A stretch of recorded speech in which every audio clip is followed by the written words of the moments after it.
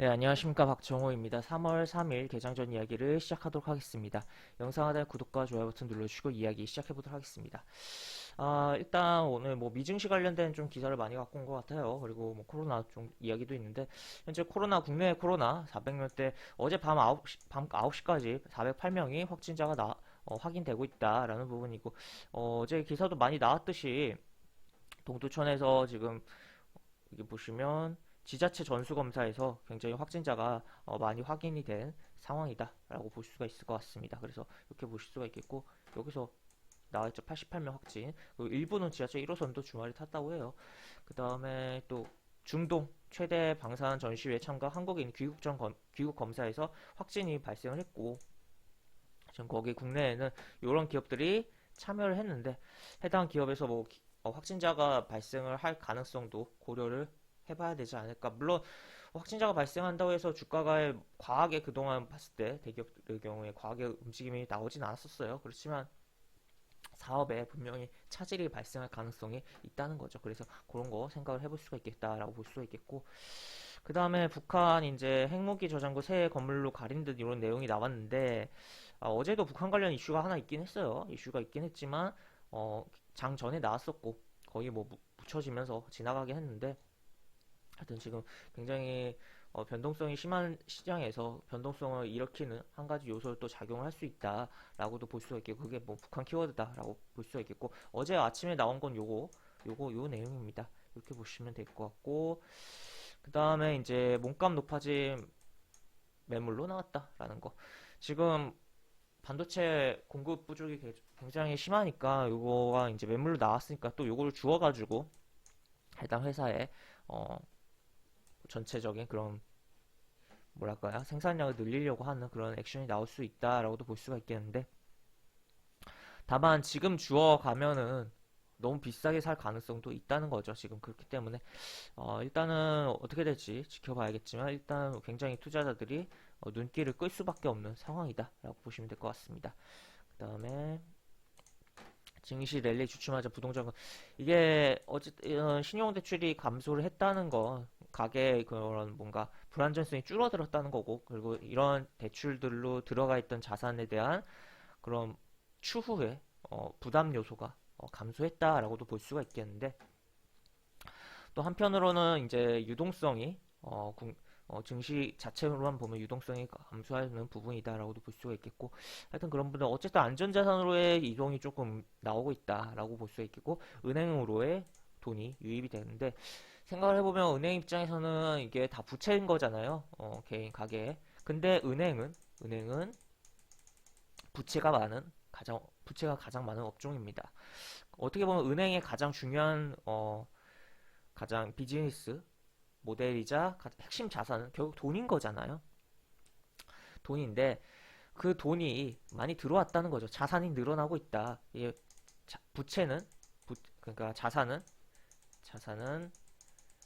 부채 플러스 자본인데, 이게 예금은 은행 입장에서는 부채인데, 요 부채를 가지고 그러니까 자기 영업이익을, 자기 자본 대비 영업이익을 많이 높일 수가 있는 부분이고, 또 그리고 요 예금을 바탕으로 대출하는 데 있어서 신용 창출을 통해서 굉장히 또 수익을 벌어들일 수 있다는 거죠. 그리고 이게 결국에 항상 은행들이 예금 금리 오르는 것보다 대출 금리가 더 크게 올랐잖아요. 그래서 예대 마진에 대한 부분도 굉장히 생각을 해볼 수가 있겠다라고 볼 수가 있겠습니다. 하여튼 주식하는 입장에서 이렇게 자금이 너무 안정자산 쪽으로 흘러 들어가는 것은 조금 그렇지만, 어쨌든 뭐 금융주에 있어서는, 특히 은행 관련된 종목에 있어서는 조금 어, 돈 벌, 돈을 벌어들일 자산이 늘어나는 부분이라는 부분에 있어서 요거는 좀 긍정적으로 볼 수가 있겠다라고도 볼 수가 있겠죠. 그 다음에 이니스프리는 이제 아몰레퍼시픽 그룹의 자회사 라고 볼 수가 있는데, 지금 뭐 이렇게 화장품 값을 인상을 한다고 해요. 소비자 물가가 들썩거리고 있다라고 볼 수가 있겠고, 뭐 식품가 뭐 계속적으로 인상되고, 뭐 여러 가지 제가 개장전 이야기에서 여러 번 언급해 드렸는데, 지금 설마 생수도라는 기사도 나왔습니다. 아직 인상 계획 없다는데 내용을 좀 읽어보면, 여기 보시면 물류 비용들이 급격하게 오르지 않는다며 당분간 인상은 없을 것이다 라고 했는데, 당분간이란 표현과 또 급격히 오르지 않는다면 이라는 표현이 있죠. 급격히 오른다면 거꾸로 인상할 수 있다는 거죠. 그렇기 때문에 물값도 올라갈 가능성, 물론 현재는 무랍에 그런 걸로 비용을 감축하고 있긴 한데, 이것도 조금 지켜봐야 되고, 하여튼 굉장히 식품 물가가, 밥상 물가, 뭐 여러 가지 표현할 수 있고, 그 외에도 뭐 여러 가지 지금 물가가 상승이 좀 나오고 있다라고 볼 수 있을 것 같습니다. 이게 그런 측면에서 어떻게 보면 코로나로 인해서 가게에 직접적으로 돈을 푸는 게 또 분명히 영향을 주고 있다라고 볼 수가 있겠고, 하여튼 이렇게 내용들이 나오고 있다라고 보시면 될 것 같습니다. 그 다음에 쿠팡 이제 뉴욕 증시 3월 11일 상장 유료. 일단 미 증시는 개인이 공모주를 살 수가 없어요. 그렇기 때문에 뭐 공모주에 투자하는 ETF에 투자한다든지 아니면은 상장 후에 매수를 해야 된다. 그 정도 생각을 해볼 수가 있겠습니다.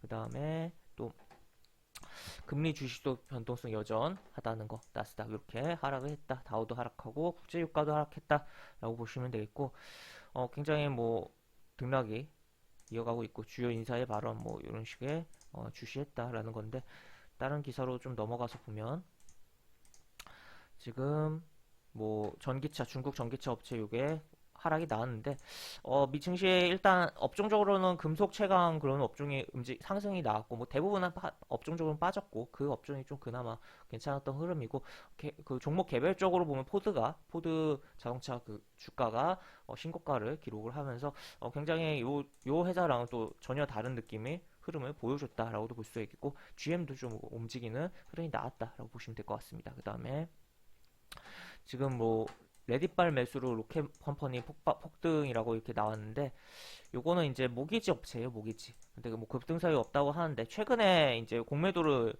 공격 대상이 되었는데, 그거를 또 한번 공매도를 없애겠다라고 해서 달려드는 거다라고도 표현할 수 있겠고, 그래서 뭐 급등이 굉장히 나왔다라는 거고, 이게 이런 급등이 어떻게 나오냐라고 의문을 가질 수도 있겠는데, 미국은 이제 상한가 제도가 없습니다. 그래서 막말로 이제 주가 매수세가 정말 강하다면 하루에 뭐 1000%도 올라갈 수 있는 게 미국 증시예요.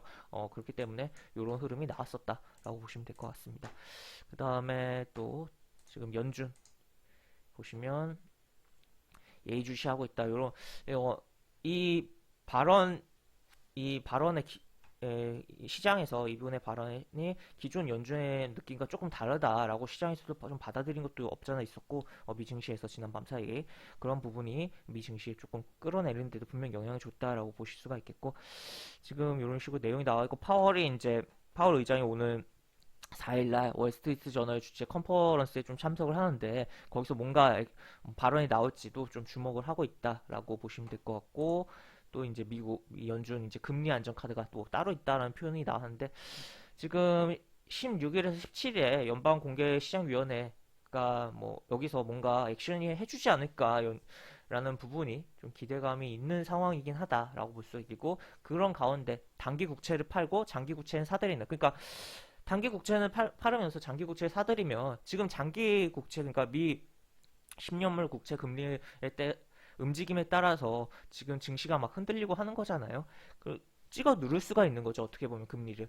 그렇기 때문에 그러한 부분에 오퍼레이션 트위스트의 가능성이 조금 나오고 있다라고 볼 수가 있겠고, 하여튼 이렇게 좀 내용이 있는데, 현재 어쨌든 3월 장은 굉장히 일단, 그리고 또 이번 주에 또 중국의 양회는 뭐 양회가 한 개가 아니에요. 그러니까 두 가지 회의를 동시에 뭐 순차적으로 진행해서 양회인 건데, 그래서 그런 것도 생각을 해봐야 굉장히 조금 정신없고 뭐 변동성이 뭐 계속적으로 일어날 수 있는 3월이지 않을까라고도 좀 볼 수가 있을 것 같고, 우리 증시를 넘어가서 보면 코스피 이게 분명히 박스권이 맞는데 변동성이 정말 장난이 아니다라고 표현할 수 있고, 이게 뭔가라고도 좀 표현할 수 있는 상황이다라고 볼 수 있겠죠. 여기서는 하루 이틀에 그냥 끝났어요. 이틀 거의 끝났는데, 뭐 여기도 그렇고.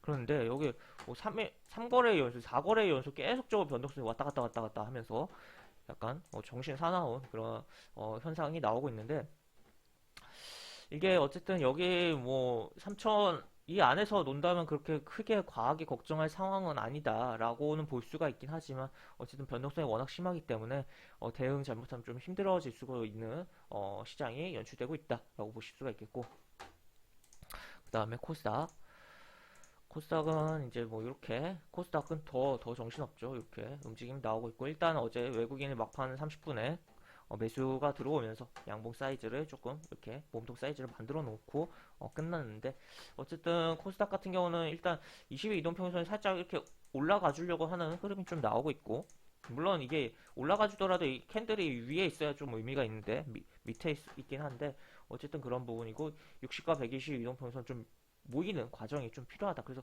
여기서 계속 왔다 갔다 이런 과정이 계속 좀 연출되지 않을까를 조금 생각해 볼 수 있는 상황이다라고 보시면 될 것 같습니다. 그래서 하여튼 지금 오늘도 뭐 정신없는 시장이 연출될 걸로 조금 예상이 되는데 정신을 좀 바짝 차리고 시장에서 이제 해당 거래하던 종목들 잘 계획대로 어, 매매를 하셔서 최대한 안정적으로 계좌를 꾸려 나가시라는 의견 드리면서 영상을 마무리하도록 하겠습니다. 이상 박준호였습니다. 네, 감사합니다.